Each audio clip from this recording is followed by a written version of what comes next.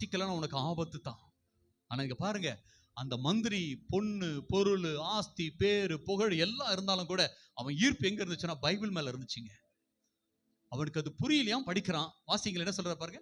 இத ஒருத்தர் அவன் என்ன தெரியுமா சொன்னா, நான் படிச்சேன் எனக்கு புரியல, யாராவது தெரிஞ்சவங்க சொன்னா நல்லா இருக்குமே. இந்த பிள்ளை ஏறி உள்ள உட்காந்தாயா. உள்ள உட்காந்துட்டு அவன் கேட்கறான், நான் ஏசாயா தீர்க்கதரிசி படிச்சேன் எனக்கு புரியலையே அப்படின்னு சொல்லி கேட்கும்போது, நீ போய் என்ன கேட்கறிய, நானே சாம்பார ரசம் ஊத்திட்டு இருக்கிறேன், என்ன போய் கேட்டா எப்படி? யாராவது நல்ல பைபிள் படிச்சவங்க, பைபிள் காலேஜ் போனவங்க, பைபிள் ஸ்காலர், ஏன் எங்க பாஸ்டர் பிரவீன் இருக்கிறார், அவர்கிட்ட கேட்டா கூட பரவாயில்ல, நீ போய் என்ன கேட்கிறேன்னு சொல்லலைங்க. சாம்பார் ஊத்துறவன் மந்திரிக்கு சத்தியத்தை சொன்னாங்க. நீங்க என்ன படிச்சிருக்கீங்க?